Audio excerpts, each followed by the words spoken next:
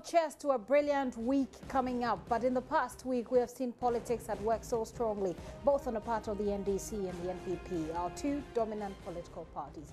Thankfully, whether it's for political point or not, some Ghanaians, many of them, I must say, are not paying to be educated, and many who would have ended up on the street are in school.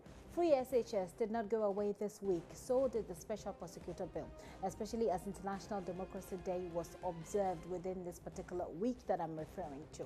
And whilst all of these were going on, a 10-year-old boy was killed under circumstances yet to be substantiated. What we know is that the Tema General Hospital pharmacist gave his mother 75 milligrams of naclofene, which doctors prescribed, when doctors actually prescribed 50 milligrams. May his little soul rest knowing that if this was a case of medical negligence, his experience would be the last, and that ambulance services will also improve so that lives won't be wasted, even as we pump money into shady ambulance deals. Talking of Tema, if you have had to be at the port lately, what has been your experience? Mind sharing them with me? I'd love to know. But as you worry about clearing those goods, did you also know that in some parts of this country, residents have had to flee because of nomadic herdsmen? That story about how the whole communities are abandoned, the extent of fearless brutality, will shock you if you have not already heard. Welcome to Editors Forum. Today we'll be talking about the 10-year-old boy's death. We'll find out whether or not it's a case of medical negligence. Actually, we can't know.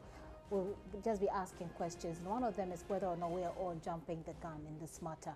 We'll look at the ambulance deal that's gone wrong, whether there's been any value for money, and where the ultimate responsibility lies. We talk, of course, about free SHS, the sanctions on the head teachers, and the reactions that have come on the back of those sanctions so far. The paperless port operations, are there legitimate concerns? We'll look at that versus sabotage, or talks of sabotage ongoing, and the role of the media as well.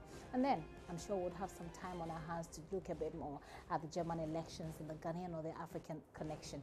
My guests today are Larry Dugbe, editor with the Herald newspaper. He'll be joining us pretty soon. But Edward Kwabi is assisting assignment editor at TV3. Well, it's not TV3 anymore, right? Well, it's a conglomerate, so TV3, 3FM, and then Onia FM. Okay, so that's the MG Media Group. General Group. Yes. MG Group. Okay, yes. Eddie, you're welcome. Thank you. All right. So while we're waiting for Larry, let me just let you know, if you've forgotten, just in case you have, my name is Gifty Ando up here. This is Editors Forum.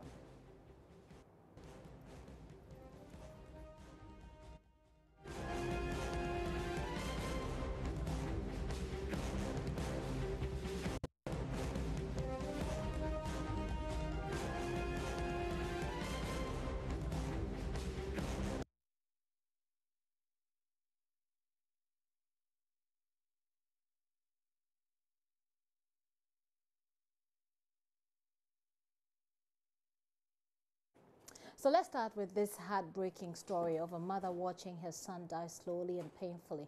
Here's the story. And Sunday last week, I sent him to Tema General Hospital. He asked me, who gave me this medicine to give to the boy? And I said, I went to Tema General Hospital, and this is the medicine that they gave to me. And he said the medicine is too strong for the boy. So I should send the boy back to them and complain how he was going through. And I take him back to Tema General Hospital, and we went there on Friday, and they admit us that Friday up to Sunday. And that Friday, because of the pains he was going through and the heart is beating, they put oxygen on him. From that Friday, Saturday, and Sunday dawn by 4 o'clock, my boy is gone. This boy left me over there. I was holding this boy. This boy was suffering, crying, Mama, I'm suffering. All my throat is paining me, my stomach, my heart. It's only one doctor in that night, and the doctor also is not there. He left to go to another ward. It's only one nurse there. I was calling the nurse. The boy is complaining. And that Sunday dawn, the pain is too much for the boy. And I was calling the nurse. The nurse is sleeping there. I was calling her. Come and look at my boy. The boy is suffering too much. And she told me, she called the doctor. The doctor said the pain is normal. so he doesn't know what to do. And how the boy is complaining. I was calling this nurse, call the doctor. I was sleeping, they told me the doctor is coming. Before the doctor reached there, I was holding my boy like this, suffering, crying. Mommy, I'm suffering. All my throat is paining me, my stomach, my heart. Mommy, look at the time for me. And I'm asking, why do you want me to look at the time? He said, take your phone and look at the time for me. And I said, I will not look at the time for you. At the time I look at the time, it's 3 o'clock that way. And I didn't tell him. He said, no. He was complaining, Mommy, I'm going. I don't know where I'm going. No. And I'm asking, why are you saying that? Saying this to me. Why are you going? Why are you going? Stop that. Don't say that. And I was holding him like this, calling this. Before the doctor reached there, this boy was gone.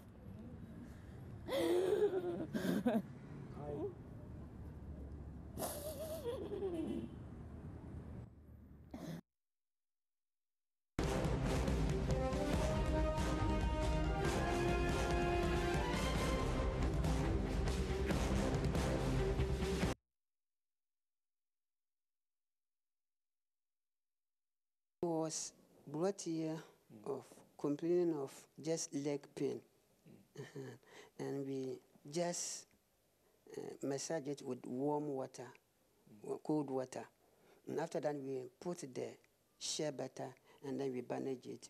What was the state of the sprain? Because that's what we understand, that it was a sprain. Okay. We saw the condition that we cannot put any hot medicine. That's why you only put the shea butter on it and then we bandage it. So was this a shea butter that you Yes, put on please, yeah. So what role did you also play? I understand that you also observed, the entire process. Can you tell us what you witnessed? Actually, what happened is here, when they brought any case, we, the senior doctors, we come together, then we share ideas. What way that we have to pass to cure the person.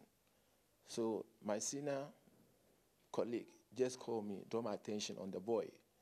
So we look at it and we meet together and we say, no, this problem, when we apply something hot, it's going to cause us because the leg is looking shiny, the leg, yeah. So we just apply, we use ordinary water to clean the leg. Was it swollen? It was swollen. So we just use. Did you see any cut? No, there is no cut. Okay. Actually, there's no cut. So we use. What was the extent of the swell on the leg? Are you able to tell us? Was it very big? It's normal. It's not too big. It was normal. So we just use ordinary water to clean the leg. Then we use ordinary shea butter. Nothing. There's nothing inside. Shea butter can cure. So we use ordinary shea butter on the leg and ask them, and they just bandage it. And that is all.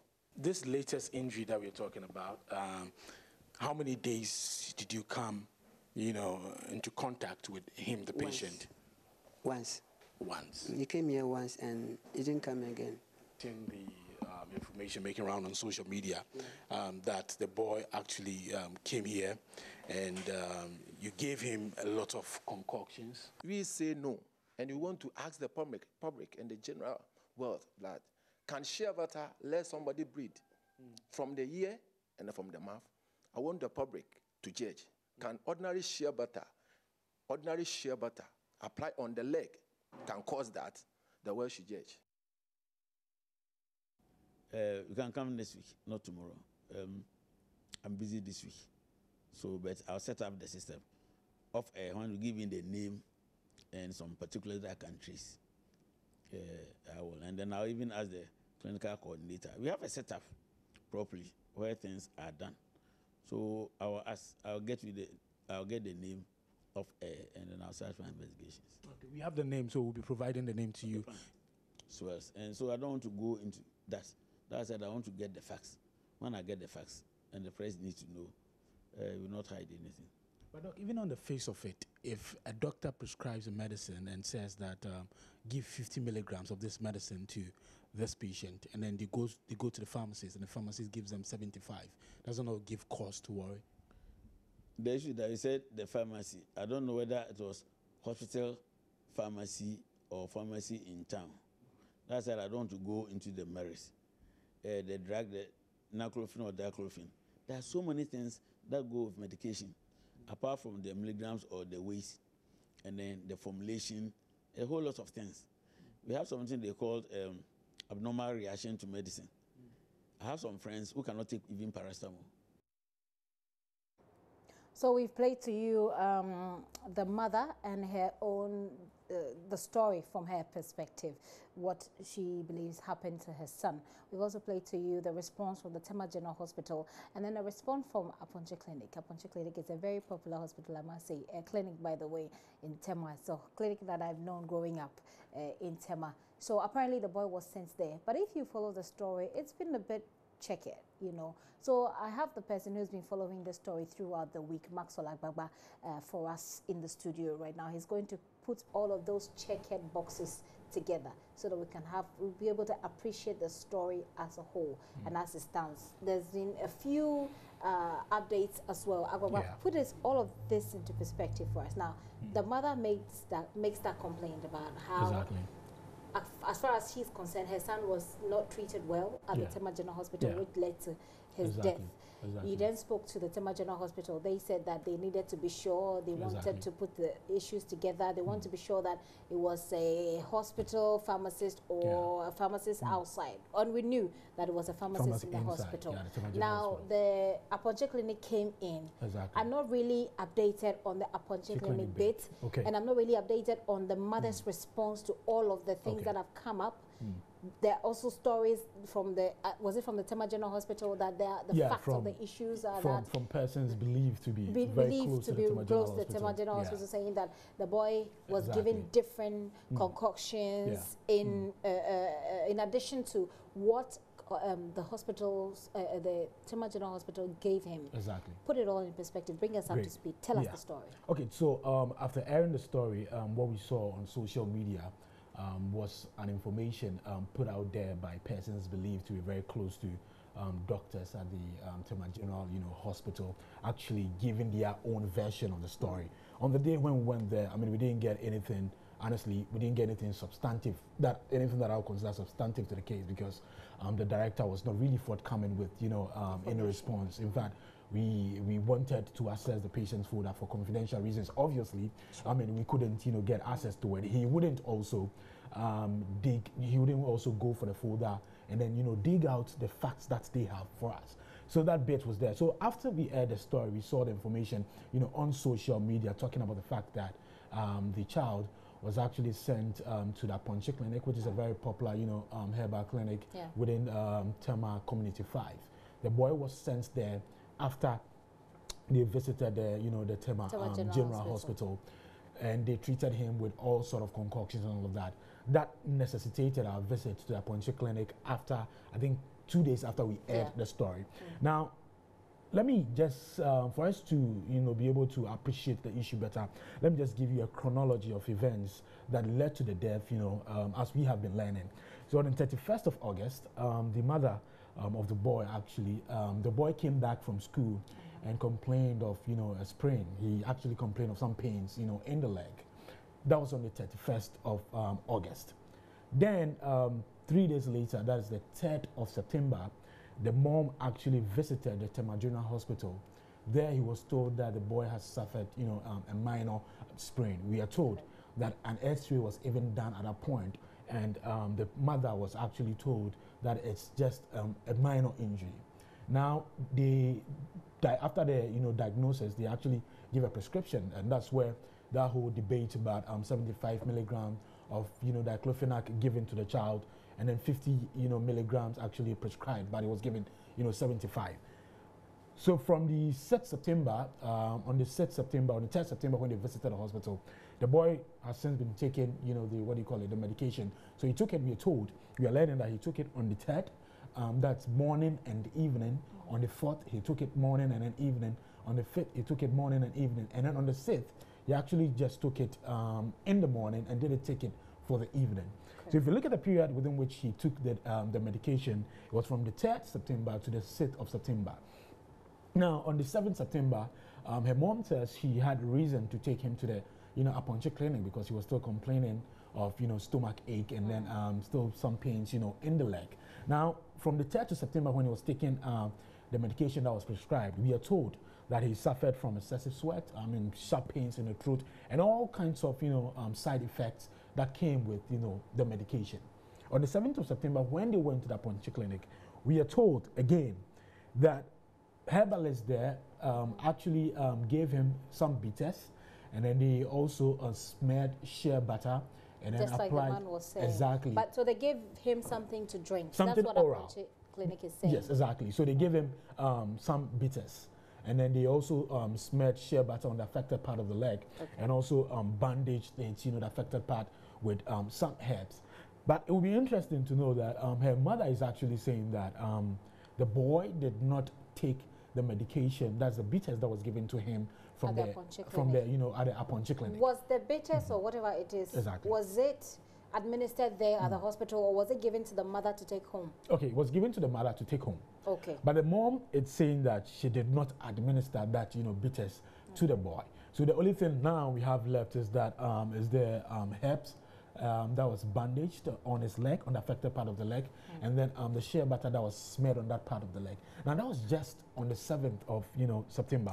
And as you heard the herbalist, the doctors there at the hospital saying they only came into contact with the patient just once. Okay. Yeah. And this was when they gave the mother the bitters to take home and then put the shea butter on the food. Exactly. But if you look at the message that was making rounds, it suggested that the boy had been admitted at the Aponche Clinic and he was given a lot of concoctions to drink mixed with other things. It made it look as if... But that is the part, that is a part of the story that hospital authorities at the Aponche Clinic has denied. Exactly. They say that the boy was brought to them. They gave the mother some drugs to take, concoction, if you like, to take home and put shea butter. That's the Aponche Clinic. That's the Aponche Clinic. That's what you're saying. So on the 7th of September, they went to the Aponche Clinic. 8th September, they reported back to the Tema General Hospital because it looked like the boy was still suffering from the side effects. And then on the 10th of September, the boy died.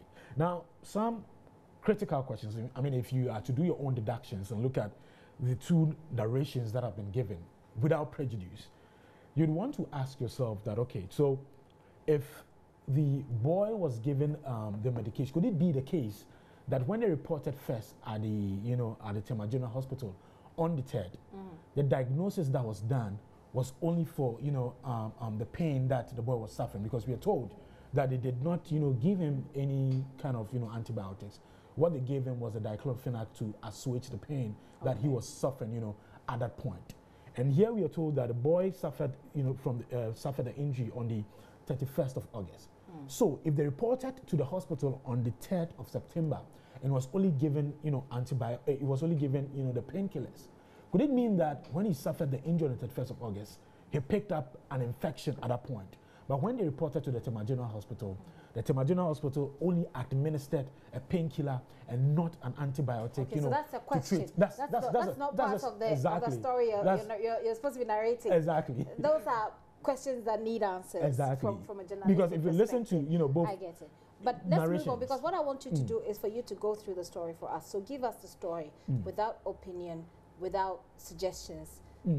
Without prejudice. Exactly. Right. So let's go through. So you're at the point where he goes to the Aponche Clinic and he's been given a concoction and he's had shea butter put on his feet, and then on the 8th of September they go back to the Tema General Hospital and they complain.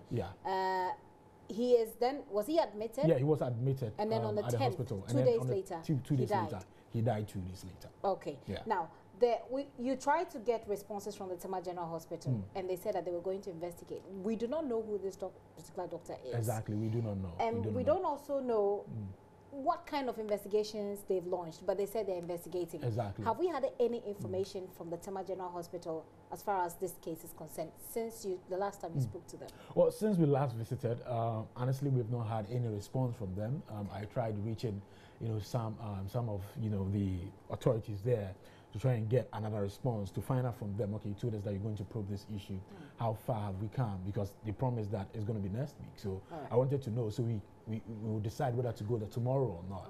But we still, we're still yet to get any response from them. Honestly, we are patiently waiting to, to hear their side, of the story, or to hear an official speak directly to the issue making rounds on social media.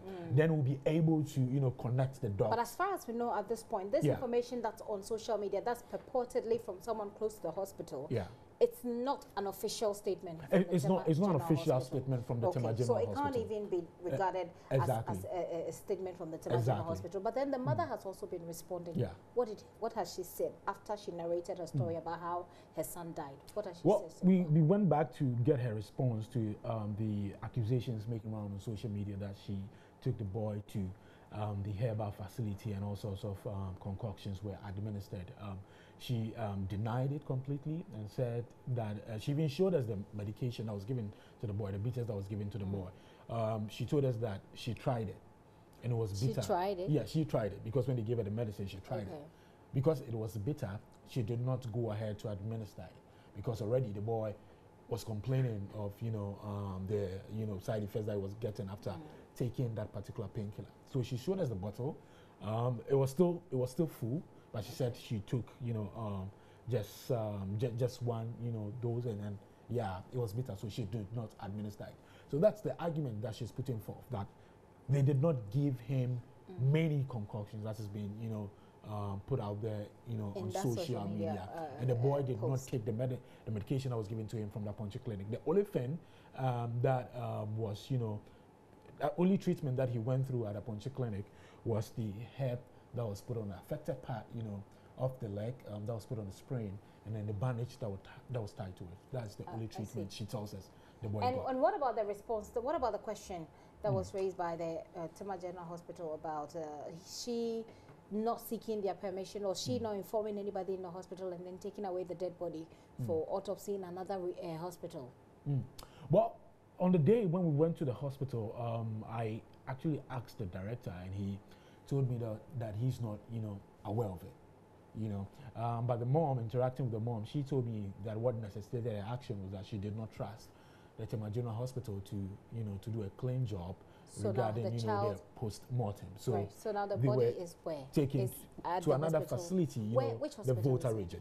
Well, that they wouldn't want to disclose to us. But there's also another part that they talked about, that when they were conveying the body to the, the morgue in the Volta region, there was blood oozing from the various orifices of the boy. So from the nostrils, from the ears, and I've actually sent, pictures, and I actually saw the stained clothes, the clothes that the boy was, wearing. Yeah, the stained clothes. And this was before they took him to the hospital? That was when they were taking the boy to the hospital. So blood was still oozing. Blood was oozing from his ears and then from his nose, which is, very. I don't know what to describe it. I don't want to use any adjective to describe it. As I said, you don't want to sound prejudicial. From your perspective, I wanted you to give us the story as it were. Edward, let me bring you into this. I'm sure you must have followed the story as well. Yes, I've heard about this. Exactly. Let me take your initial comments, and then we can look into a few of the controversial parts so far. This is a clear case of medical negligence. You think so? Yes, of course. It's quite a worrying situation. I remember we had a similar situation. Okay, so just so you know, just so I draw your attention, those are the pictures of the. This is the cloth. Yeah, this is the cloth in which the boy was, was in when they were conveying the body to from the Tema General Hospital. From the Tema General Hospital to the morgue in the Volta region. In the Volta region, which hospital we are yet to know, by the way. If you find it disturbing, sincere apologies. But yes, I was making a reference to a case in 2014 that our attention was brought to. It had to do with medical negligence, and it was a similar situation. This one happened at Ridge Hospital, 2014, where a small kid was injected with wrong medication. Wow. So the kid eventually had one leg swollen. And the back and forth, the Ridge Hospital authorities blaming the parents for not telling them exactly what was wrong with the child, because they gave the prescription based on what information, the kind of information given to that them. the mother gave. Yes, and eventually the child's leg had to be cut off. Wow. It was a very sad situation. I mean, but then how do you compare that to this? The fact that it has happened at the Ridge Hospital doesn't necessarily mean that this case or what has happened at the Tema General Hospital amounts to medical negligence. That's what I'm saying. That I mean, it's unacceptable for we to have some of the excuses being given to us by the leadership of the Tema General Hospital.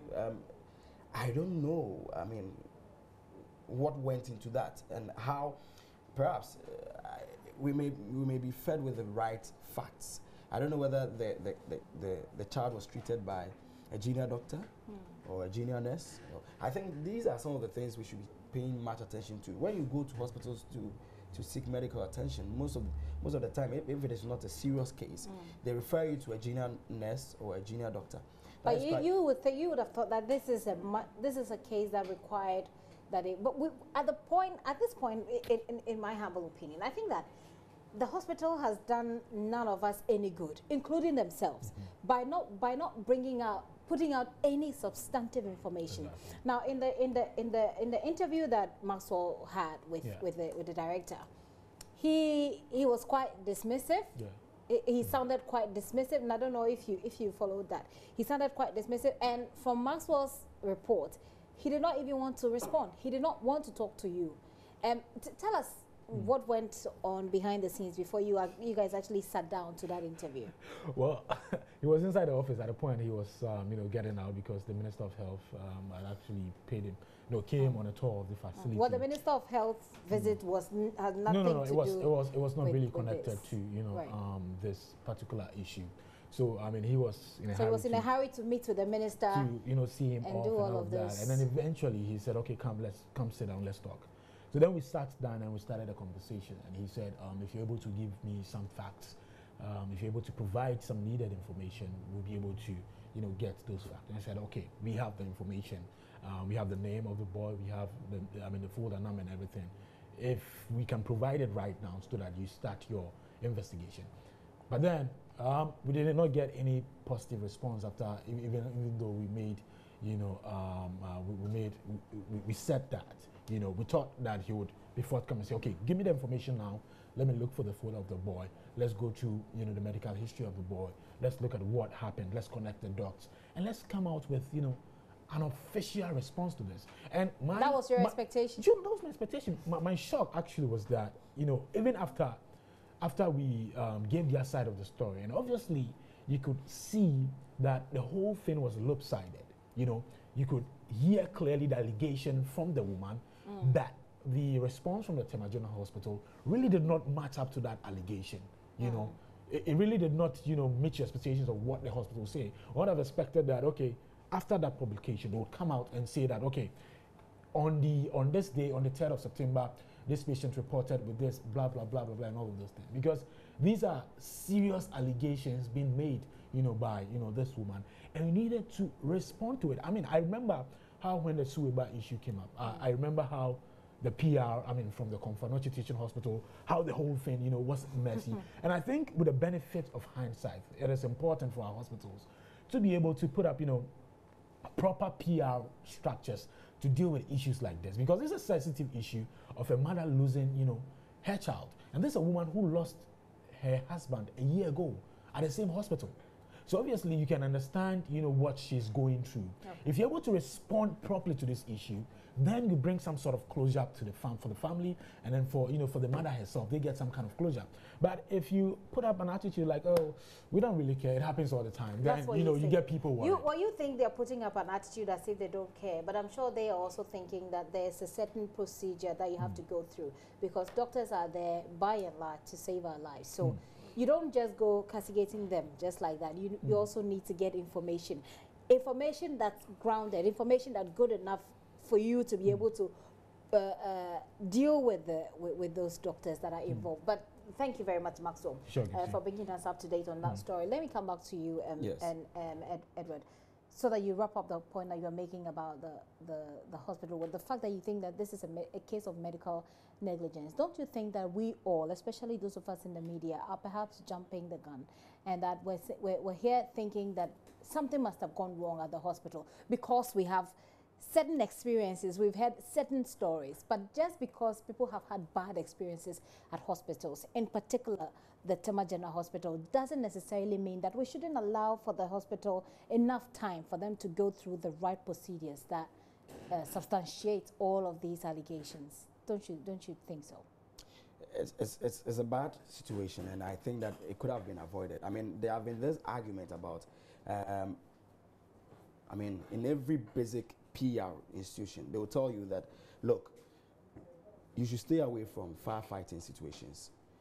The hospital, as soon as this happened, should have come up with an explanation of a sort, just to clear the minds of the parents of this very young boy, just so that you could douse the fire of the speculation that was ongoing. And it's up till now, I'm sure people are still speculating because they don't have the facts.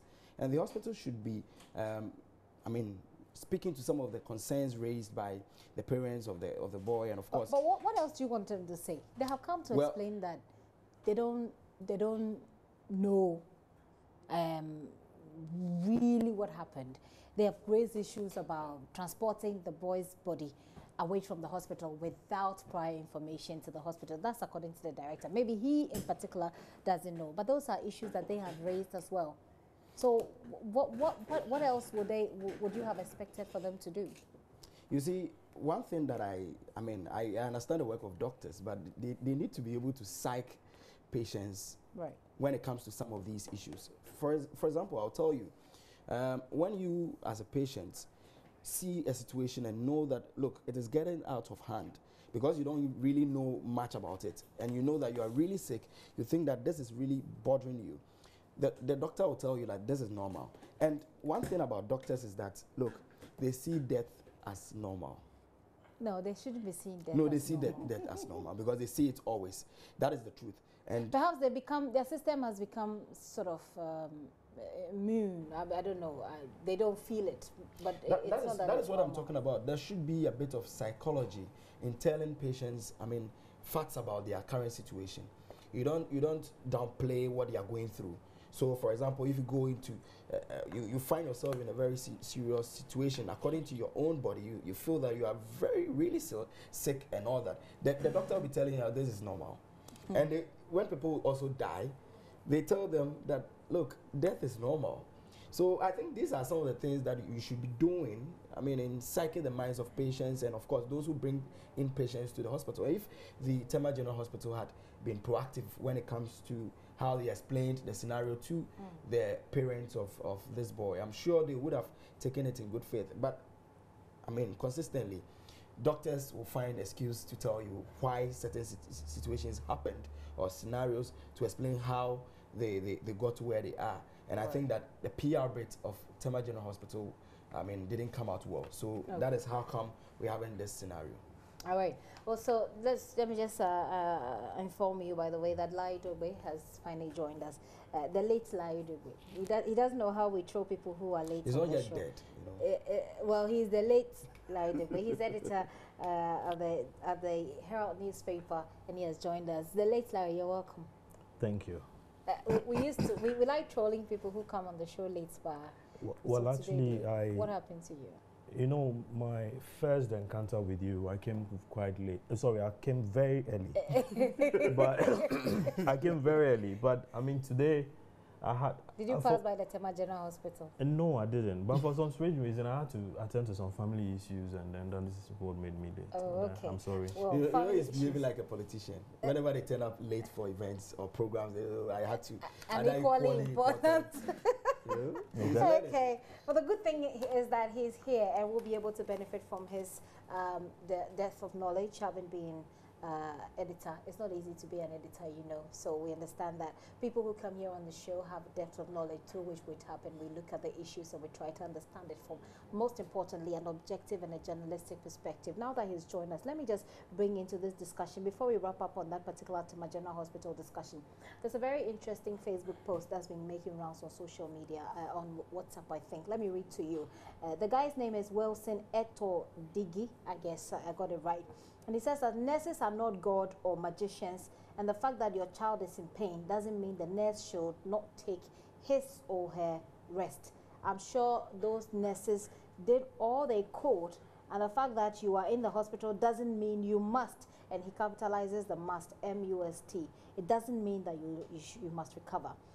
This nonsense of negligence must stop, or take care of your sick people at home. To be fair to him, before we start the conversation, he put up another post. I don't know, well, that's him. He says, and this is coming from another guy called Ray Enyeminko, I guess, and he says that Wilson Etodigi writes, in Ghana, hi Ghana, it has come to my notice that my harsh comment didn't go down well. I want to take this time to apologize to the entire public for my unprofessional comments and conduct. It won't happen again, no harm intended, just went too emotional. And it's something that sort of raised a very interesting discussion on our work platform. I mean, for me and my colleagues here at Multimedia. So I'm bringing it up for us to discuss and put the matter, you know, look at the bigger picture of the issue. What does this sound to you? A frustratedness or a justified comment? I think that, first of all, I want to say good evening to our viewers. We tend to take things without, you know, fellow feelings. I mean, there's a mother who had lost her 10-year-old son. I mean, with all the picture and all the flowery, you know, expectations, you know, she has for this 10-year-old boy, that this was, you know, her future. Yeah. We don't know whether she has any other, you know, child. But for a nurse to get to this level of, you know, callousness is bad. You don't do that in a cultural setting. It is really bad. It is really bad. Yeah. Because when we started talking about the Tema General Hospital, I'm wondering whether or not your paper whether you follow that particular story and what your thoughts are about all of, you know, the back and forth that we've had to.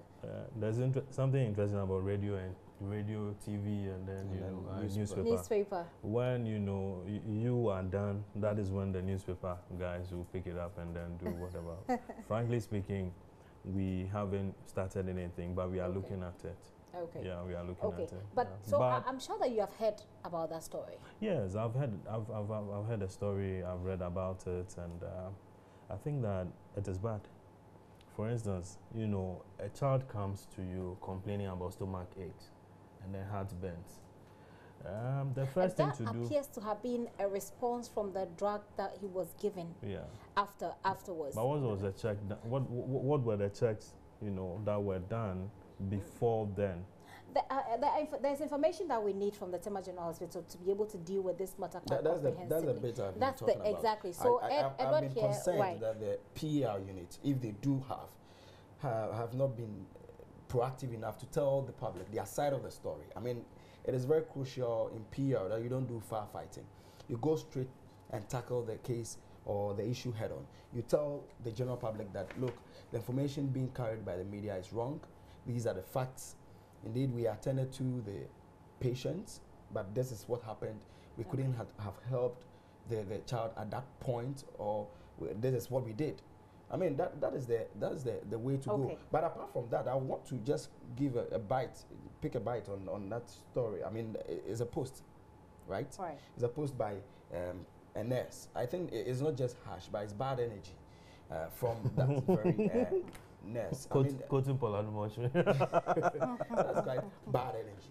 Now, look, nurses and doctors should know that we have our lives in their hands. I mean, there are several professions. We chose to be journalists. Some chose to be lawyers. Some also chose to be doctors. So if you're a doctor or a nurse, you should know that you are playing a very critical role. I mean, without you, things can go out of hands. So if people are raising concerns about how patients are handled when they come to hospital, I mean, you should be quite careful when talking about it, because it's quite a sensitive issue, and it's an emotional one. I mean, I've you know my situation. I mean, I had an accident. I was in the hospital for a while. very long time. Yes, you know, and I mean, there are really very good doctors and nurses out there who will really attend to you every minute, come to you and ask you what you need.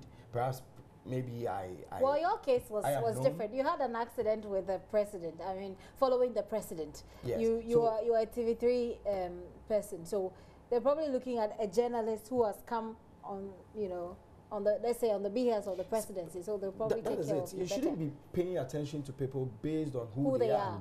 So you won't say that because I come to the hospital, I'm an editor at TV3, so you look at me and say, oh, look, this man is from TV3, I'll attend to him, and then leave the ordinary. But you see, one interesting issue that some of my colleagues who are discussing this issue raised was that when you look at the way they are trained, nurses are trained, look at the kind of the conditions that they have to endure even at work. You look at how much they have to be paid with all that they do. That sometimes it makes it very difficult. I mean, we're thinking of being humane. These are these are human beings. Yes, but we're thinking of also being humane. I mean, that we should also you don't have to lose your sense of humanity. You don't have to lose your sense of humanity because there's money at stake. Nursing is a core. Let him learn. Nursing is a core. Yes. So if you don't have that, the heart for it, you don't really. You don't go into it. Yes. So. And you see, like we're saying, I mean, a mother has just lost her 10-year-old son with all her hopes going down the grave, with all her expectations, you know, everything going down. And the least you could do, okay, is to sympathize. Exactly, is to say that, mother, we are sorry for what has happened. Even, you know, and that God, you know, will replace. Yes, you know, the Famanyame thing. But, you know, talking about the Famanyame thing, it's also about a situation where there's been medical negligence at so many places. 37, it's happened many times. Ridge Hospital has happened many times. Kolebu has happened many times. Konfanote has happened many times. Tema General Hospital, and many. Who is to blame? I think Ghana Health Service. If Ghana Health Service, I'm sure there's supposed to be a unit, just as the police have the PIPs, okay, where if there's an issue, you could petition that office about what had happened. But you see, the point is that it's because, you know, in this country, you don't sue much. If let's say Ghana, you know, Ghana government is sued continuously, you know, there's one legal tussle after the other. That then the government won't have enough time to administer your country for you. No, it doesn't. No, I'm sure that, you know, we will come to the special prosecutor. You know, but you know, but then there's Attorney General's department, you know, which is supposed to be handling some of these things. When you sue, okay, and the judges, you know, don't mind, you know, don't think about, okay, how much they are going to get at the end of their retirement, okay, compared to what they will be awarding to, you know, these people who suffer these things, you know. I'm sure that, you know, medical officers will be